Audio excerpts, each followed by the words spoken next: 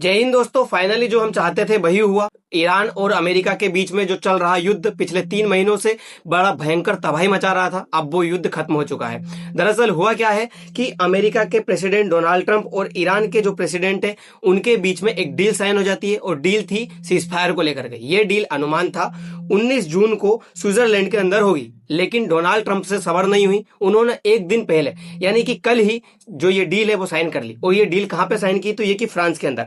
आप लोग जानते हो फ्रांस के अंदर अभी G7 की मीटिंग चल रही थी। G7 की इसी मीटिंग के तहत ये जो डील है अब वहां पे कर ली गई है, क्योंकि ये जो डील की गई वो जगह देखी जाए तो फ्रांस के अंदर वर्साय। वर्साय के अंदर ही ये जो डील है वो साइन होती है, और बताया जाता है कि जो वर्साय है उसका ऐतिहासिक महत्व है, बहुत पुराना महत्व है। इसीलिए डोनाल्ड ट्रंप भी चाहते थे कि जो 119 साल पहले घटित हुआ था वही फिर से घटित हुआ। इसीलिए डोनाल्ड ट्रंप ने ये सब चीजें आज कर दी है। दोस्तों दरअसल हुआ क्या है, क्या क्या ये डील हुई है। दोस्तों जैसा कि आप इस तस्वीर में देख सकते हो, डोनाल्ड ट्रंप के द्वारा इलेक्ट्रॉनिक डिजिटली साइन किए जा रहे हैं, और ये साइन करते हुए पूरा का पूरा दिखा दिया गया है। इसी तरह से ईरान के जो प्रेसिडेंट है उन्होंने भी साइन करके डिजिटली और इलेक्ट्रॉनिक तरीके से साइन करके दिखा दिया, और कह दिया कि हाँ, हम दोनों देशों के बीच में डील हो चुकी है। अब स्ट्रेट ऑफ हॉर्मुज पूरी तरह से ओपन है। अमेरिका ने 15 जो जहाज है वहां से निकाल करके भी देख लिए, कोई दिक्कत नहीं जा रही है, किसी भी तरह का कोई हमला नहीं है। भारत के लिए भी जहाज वहां से रवाना हो चुके हैं, और ये जहाज इंडिया आने को तत्पर है। दोस्तों अगर ये सारी चीजें होती हुए तो इंडिया के अंदर जो महंगाई बढ़ी हुई थी वो महंगाई फिर से कंट्रोल में आ जाएगी, कुछ दिनों के अंदर ही फिर से कंट्रोल में आ जाएगी। क्योंकि जैसे ही पेट्रोल के दाम बढ़े थे, लॉजिस्टिक भी काफी ज्यादा महंगा हुआ था, तो आपने हर चीज के ऊपर कुछ ना कुछ प्राइस बढ़ा हुआ देखा होगा। कमर्शियल गैस की वजह से ये जो रेस्टोरेंट वगैरह है, खाने का प्राइस है, ये बढ़ चुका था। ये सारे के सारे जो प्राइस है वो कंट्रोल में आएंगे। इन सारी चीजों की वजह से जो गैस वगैरह है वो कंट्रोल में आएंगे, क्योंकि जो वेस्ट एशिया का युद्ध है वो खत्म होना आज दुनिया के लिए बहुत अच्छी चीज है। हमें थोड़ा सा डर इस बात का है कि जो इजराइल है वो कहीं फिर से कुछ इस तरह की हिमाकत ना कर दे कि ये फिर से जो चिंगारी है उसको फिर से आग दे दे। हालांकि डोनाल्ड ट्रंप के द्वारा ये जो बेंजामिन नेतन्याहू है उनको धमकाया गया है, उनको चेतावनी दी गई है कि आप इस तरह का कोई काम करोगे नहीं। लेकिन जो इजराइल है उसकी प्रगति रही है कि वो आगे चल के किसी ना किसी के साथ में युद्ध करता ही रहता है, उसे सीधा बैठना नहीं आता है। तो ये चीजें फिर से घटित ना हो जाए, इसीलिए ये सब कुछ घटनाएं जो है रोक करके रख रहा है डोनाल्ड ट्रंप। साथ ही आप इसमें देख सकते हो कि इस डील की वजह से किसको क्या मिला, इस चीज के बारे में चर्चाएं काफी ज्यादा है। हम भी जानेंगे किस कंट्री को क्या फायदा हुआ, अमेरिका को क्या मिला, इजराइल को क्या मिला और ईरान को क्या मिला। साथ ही हमें क्या फायदा हुआ, हम इस चीज के बारे में भी जानेंगे। दूसरा, हम ये भी जानेंगे कि इस चीज की वजह से ऑयल और जो फूड वगैरह है उनके प्राइस में कितना उछाल आया है, कितने जो इनके प्राइस है वो कम हुए हैं, और सामान्य होने में और कितने दिन लग सकते हैं। क्या फिर से भारत ईरान से भी ऑयल परचेस करेगा? क्योंकि जो 14 सूत्री कार्यक्रम रखे गए, जो 14 पॉइंट रखे गए हैं ईरान के द्वारा, उनमें ईरान ने अपने ऊपर से प्रतिबंध हटवा लिया है अमेरिका से। तो अमेरिका से जो प्रतिबंध हटवाया है उसमें ईरान को कितना फायदा हुआ, ईरान की कौन कौन सी चीजें हैं जो अब ईरान बिल्कुल फ्री तरीके से बेच सकता है, इन सारी चीजों के बारे में जानेंगे। दोस्तों 1919 में जब प्रथम वर्ल्ड वॉर खत्म हुआ था, तब जर्मनी को सरेंडर करवाने के लिए यहीं पर वुड्रो विल्सन के द्वारा फ्रांस के वर्साय में ही जो है ये संधि की गई थी, जिसे वर्साय की संधि कहा जाता है। इसी तरह से डोनाल्ड ट्रंप ने भी ऐतिहासिक महत्व रखते हुए आज यहीं पर एक दिन पहले ही, जो कि 19 जून को होने वाली थी स्विट्जरलैंड के अंदर, उसको एक दिन पहले ही वर्साय के अंदर डोनाल्ड ट्रंप ने डील साइन कर ली। और ट्रंप जो है इतिहास के पन्नों में खुद का नाम दर्ज कराने के लिए ये सब कुछ चीजें करते हैं। उन्होंने इलेक्ट्रॉनिक और डिजिटली ये साइन किया। इसी तरह से इलेक्ट्रॉनिक और डिजिटली साइन ईरान के प्रेसिडेंट के द्वारा भी कर दिया गया, और दोनों ने ये डील साइन कर ली। उसके बाद में कह दिया गया कि हाँ, जो भी चीजें थी घटित हुई थी वो सारी की सारी चीजें फिर से नॉर्मल कर दी गई। कोई भी जहाज यहाँ से जा सकता है, कोई भी किसी को भी किसी तरह से अब यहाँ पे नहीं रोका जाएगा। हालांकि एक पेच फंसा हुआ है, वो टोल टैक्स को लेकर के। अब देखना होगा कि जो टोल है ईरान 60 दिनों के बाद वसूलेगा या फिर नहीं, क्योंकि अभी जो डील हुई है वो हुई 60 दिनों के लिए, कि 60 दिनों तक इस तरह की चीजें करके देखी जाएगी। दूसरी बात ये आप देख सकते हो, इमानुएल मैक्रोन की मौजूदगी में डोनाल्ड ट्रंप के द्वारा फ्रांस के अंदर जो कि G7 की मीटिंग चल रही थी, उसी मीटिंग के अंदर ये घटना घटित कर दी जाती है, और वर्साइल्स के अंदर ही जो है डील साइन कर ली जाती है। तो ये सब कुछ चीजें हो गई। दूसरी तरफ आप देख सकते हो इस एग्रीमेंट के तहत क्या क्या चीजें हुई है, कौन कौन से वो 14 पॉइंट है जो सामने निकल कर आए हैं, जिसमें बताया जा रहा है कि इसमें ईरान को ज्यादा बेनिफिट हुआ है और अमेरिका ने यहाँ पर सरेंडर किया है। अमेरिका की बहुत बड़ी हार बताई जा रही है। तो हम उन 14 पॉइंट के जानेंगे, और उस 14 पॉइंट से भारत को क्या फायदा मिलेगा, साथ ही ईरान को क्या फायदा हुआ है और अमेरिका को क्या नुकसान हुआ है, उन चीजों के बारे में भी हम थोड़ा सा जान लेते हैं। दोस्तों ये जो भी है G7 की सबमिट चल रही थी, मैंने आपको बताया G7 की सबमिट अभी गए हुए थे, हमारे प्रधानमंत्री मोदी भी गए हुए थे। भारत हालांकि इसका सदस्य नहीं है, लेकिन फिर भी भारत को बुलाया गया था। रील्स काफी ज्यादा वायरल हुई जिसमें आपने देखा डोनाल्ड ट्रंप के साथ में हाथ मिलाते हुए नजर नहीं आए और डोनाल्ड ट्रंप को किस तरह से इग्नोर किया प्रधानमंत्री मोदी ने। ये चीजें काफी ज्यादा वायरल हुई थी। लेकिन घटना क्या है, रियल घटना क्या है, उन चीजों के बारे में जानेंगे। डोनाल्ड ट्रंप के द्वारा एक दिन का भी वेट नहीं किया गया। आप लोगों ने देखा होगा जो ट्रंप की प्रकृति रही है वो इसी तरह से है कि ट्रंप चाहते हैं उनकी वाहवाही हो, हर जगह उनका नाम हो, और वो ये चाहते हैं कि जितने भी कंट्री है वो हर समय डोनाल्ड ट्रंप को याद करें। और उसी लिए डोनाल्ड ट्रंप ने इस ऐतिहासिक दिन को चुना और इस ऐतिहासिक जगह को चुना।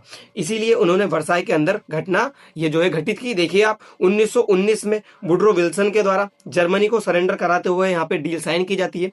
उसी तरह से अब डोनाल्ड ट्रंप के द्वारा भी यहाँ पे ईरान को सरेंडर कराते हुए या फिर खुद के द्वारा सरेंडर करते हुए यहाँ पे जो डील है वो साइन कर ली जाती है। तो ये सरेंडर डील है दोनों की, चाहे फिर आप जर्मनी की कहिए या फिर अमेरिका की कहिए, दोनों के द्वारा साइन कर ली गई है। तो ये घटना फिर से घटित हो गई। दूसरी तरफ अगर ये 14 पॉइंट कौन कौन से हैं उनको अगर थोड़ा सा जाने तो आप पहला पॉइंट देखोगे, ईरान के साथ सभी मोर्चों पर तत्काल प्रभाव से युद्ध को रोकना होगा। अब सभी मोर्चों पर मानना है कि ईरान के साथ में जो इजराइल लेबनान के ऊपर अटैक कर रहा था उसको भी युद्ध रोकना पड़ेगा। अब इजराइल के लिए सबसे बड़ी मुसीबत है कि लेबनान के साथ में चल रहा युद्ध रोक नहीं सकता। अब वो क्यों नहीं रोक सकता उसके बारे में भी हम थोड़ा जानेंगे। दूसरा देखिए, ईरान के आंतरिक मामलों में अमेरिका अब दखल नहीं करेगा। जो ये कहता था कि ईरान बिजली बनाने के लिए यूरेनियम इनरिचमेंट कर रहा है या बॉम्ब बनाने के लिए, उस चीज को लेकर के अब ज्यादा अमेरिका के द्वारा बातें नहीं की जाएगी। दूसरी तरफ ईरान किसके साथ भी ट्रेड कर सकता है, अमेरिका उसके आंतरिक मामलों में दखल अंदाजी नहीं करेगा। 30 दिनों के अंदर नाकेबंदी हटाना होगा अमेरिका को। अमेरिका ने जो नाकेबंदी की हुई थी स्ट्रेट ऑफ हॉर्मुज पे, वो पूरी की पूरी नाकेबंदी अमेरिका को अब हटानी होगी। दोस्तों मैं एक बात ये बता दूं आपको, अमेरिका के द्वारा ये नाकेबंदी हटा ली गई है फिलहाल की हालत में, और वहां से कुछ जहाज, बताया जा रहा है 15 जहाज ऐसे हैं जो रवाना करके देखे भी गए हैं ईरान या अमेरिका के द्वारा। तो अभी ऐसी चीज कोई सामने निकल कर नहीं आई या उसके ऊपर हमला नहीं हुआ है, तो साफ देखा जा रहा है कि ये जो चीजें हैं वो सामान्य होती नजर आ रही है। दूसरी तरफ ईरान के आसपास से अमेरिका अपनी सेना भी हटाएगा। अब सवाल आपके मन में भी आया होगा और मुझे भी है कि अमेरिका ईरान के आसपास से अपनी सेना हटाएगा, उसका कहने का मतलब क्या है? अमेरिका के जो गल्फ कंट्रीज में बेस बने हुए हैं, क्या अमेरिका वहां से अपने बेस पीछे ले लेगा? क्या अमेरिका अपने वहां से बेस हटा लेगा? सवाल ये है। दूसरा, अमेरिका ने जो अपने सोल्जर डिप्लॉय करके रखे हुए हैं इन गल्फ कंट्रीज की सुरक्षा के लिए जो कि ईरान से की जाएगी, क्या अब अमेरिका उन सुरक्षा को पीछे ले लेगा और गल्फ कंट्रीज को क्या वहीं पे छोड़ेगा? ये थोड़ा सा जो मुद्दा है वो सोचने वाला है। दूसरा देखिए, ईरान द्वारा 30 दिन के अंदर होर्मुज को पूरी तरह से खोला जाएगा। अब ईरान, अमेरिका तो अपनी नाकेबंदी हटा ही रहा है, सवाल यह है कि ईरान भी अपनी नाकेबंदी हटाए। जिस तरह से पहले जैसे जहाज गुजरते थे उसी तरह से गुजरेंगे। और बताया जा रहा है कि अभी 60 दिनों तक तो ईरान जो है इस पर टोल वसूल नहीं करेगा। 60 दिनों के बाद क्या होगा उसके बारे में अभी बताया नहीं गया। क्या ईरान 60 दिनों के बाद फिर से यहाँ पे टोल वसूल करने लगेगा या फिर नहीं? जो अमेरिका के ओपोजिशन है उसका कहना है कि ईरान 60 दिनों के बाद यहाँ से टोल वसूल करेगा और अमेरिका कुछ भी नहीं कहेगा। अब देखते हैं अमेरिका की यहाँ पे हार है ईरान के द्वारा या फिर ईरान की जो है यहाँ पे टोल वसूल करना बंद करता है। दूसरी तरफ तेल पेट्रोकेमिकल पर लगे प्रतिबंध अमेरिका हटाएगा। आप लोगों ने देखा होगा ईरान के ऊपर जो अमेरिका है उसके द्वारा काफी ज्यादा प्रतिबंध लगाए हुए थे। ईरान किसी को ऑयल नहीं बेच सकता है, लेकिन हम भी पहले ईरान से ऑयल बुलवाते थे। आपने देखा होगा हमारे यहाँ पे कुछ ट्रक चलते थे ऑयल के, उसमें लिखा होता था ईरान का, इराक का पानी पी मेरी रानी, इस तरह का चलता था। तो ईरान से हम ऑयल नहीं बुलवा सकते थे, लेकिन अब प्रतिबंध हटाने के बाद भारत ईरान से ऑयल बुलवा सकेगा। ये चीजें भी अब सामने निकल कर आई है। तो इस संधि की वजह से या फिर ये जो वर्साई की संधि करी है इन्होंने अभी, इस संधि की वजह से चीजें ये हुई है कि इसमें ईरान के ऊपर लगे हुए जो प्रतिबंध थे, अमेरिका के द्वारा जो पहले प्रतिबंध लगाए गए थे, वो प्रतिबंध अब ईरान के ऊपर से हट गए हैं। तो ईरान को तो काफी ज्यादा इसमें फायदा मिला है। दूसरी तरफ ईरान को हुए नुकसान की भरपाई की जाएगी, जिसमें $300 अरब का रिकंस्ट्रक्शन प्लान प्रस्तुत करेगा अमेरिका।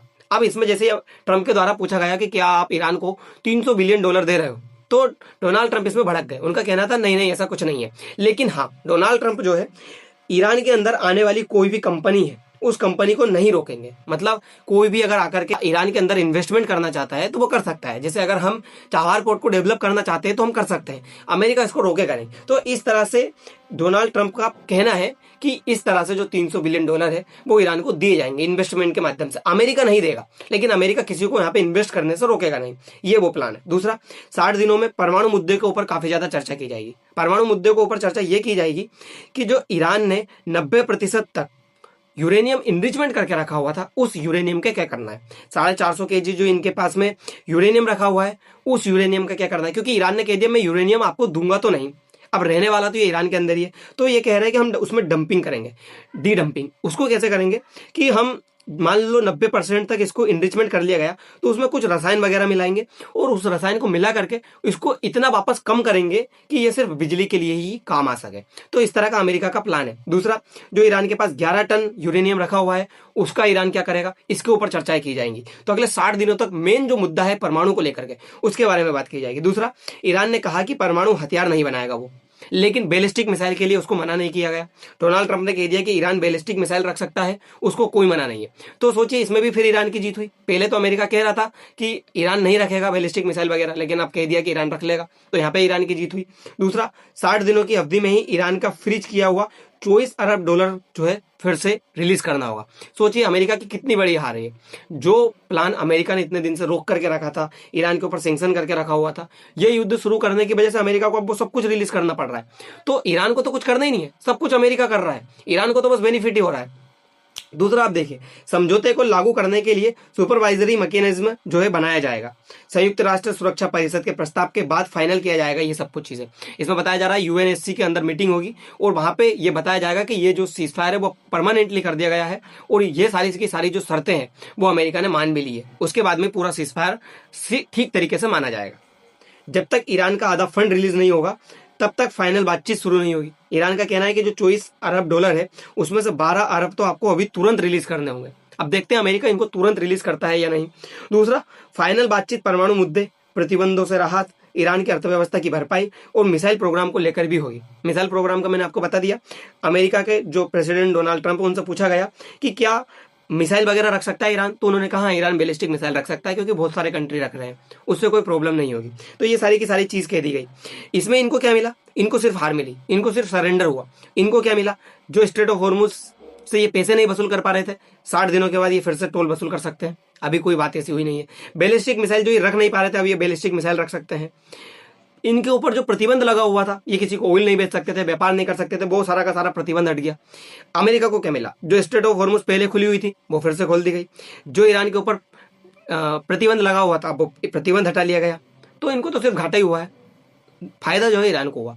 दूसरी बात, ईरान के अंदर जो इंफ्रास्ट्रक्चर हिट हुआ है, इनके जो खेमने वगैरह खोए हैं, वो पूरे के पूरे लॉस को फिर से रिकवर करने के लिए $300 अरब जो है अमेरिका के द्वारा दिए जा रहे हैं। हालांकि अमेरिका नहीं दे रहा है, इन्वेस्टमेंट के जरिए मिल रहा है। इनका कहना है कि हमने उनके सुप्रीम को मार दिया। क्या हुआ उनको सुप्रीम को मार करके, उन्होंने नया सुप्रीम मुस्तफा खेमने बिठा करके रखा हुआ है, सब कुछ तो वैसा का वैसा ही है। सबसे ज्यादा गुस्सा अगर किसी के अंदर है तो वो है बेंजामिन नेतन्याहू के अंदर। नेतन्याहू का कहना था ये युद्ध हमारा था, सीज फायर हम करते, अमेरिका इसमें फालतू में ही बेनिफिट लेकर के चला गया। अमेरिका का इसमें कुछ था ही नहीं। इजराइल पहले से ही कह रहा था कि ये युद्ध इजराइल और ईरान के बीच में है, अमेरिका इसमें बेनिफिट लेकर के चला गया। अब नुकसान इनका ये हुआ कि इनको काफी ज्यादा पैसों का नुकसान हुआ, इनके यहाँ पे काफी ज्यादा इंफ्रास्ट्रक्चर खर्च हुए, जो सारे के सारे गल्फ कंट्रीज है उनको बहुत नुकसान हुआ। लेबनान के ऊपर अभी हमला नहीं कर सकते, लेकिन इजराइल लेबनान के ऊपर हमला बंद भी नहीं कर सकते, इनको किसी न किसी के साथ में लड़ता रहना पड़ेगा। तो बेंजामिन नेतन्याहू को ये बहुत बड़ा नुकसान हुआ है इसमें। और ये जो गल्फ कंट्रीज है इनको तो हुआ ही है। 4 लाख करोड़ का सऊदी अरब अकेले को हुआ है नुकसान। जो ये इतना ऑयल बेच सकता था उतना ऑयल इसने बेचा नहीं, व्यापार ठप हो गया। आरामको जैसी रिफाइनरीज है वो ठप हो गई, खत्म हो गई। कितनी ज्यादा चीजें इनको नुकसान हुआ। कतर के अंदर रास रिफाइनरी खत्म हुई, क्या क्या हुआ, यूएई को हुआ, तो बहुत नुकसान हुए इनको। लेकिन अमेरिका को कुछ इतना फर्क नहीं पड़ने वाला, अमेरिका जहां था वहीं है। हालांकि उनकी जो इकोनॉमी थी वो पहले कर्जा उनके ऊपर कम था, अब ज्यादा हो गया, बस यही फर्क पड़ा है और कुछ बड़ी बात नहीं। अमेरिका फिर से रिकवर कर लेगा, खुद को बॉस कहते हैं डोनाल्ड ट्रंप, तो वो कैसे भी रिकवर कर लाएंगे। ये छोटे छोटे कंट्री कैसे करेंगे, ये सारी चीजें इनके लिए है। दोस्तों, ये सारी चीजें आपको क्या लगती है, डोनाल्ड ट्रंप के जो चीजें हैं उसमें ईरान की जीत हुई या अमेरिका की, इसमें ईरान की जीत हुई या अमेरिका की जीत हुई, जरूर बताइएगा। फिलहाल के लिए इतना ही, मिलते हैं अगले वीडियो में। धन्यवाद।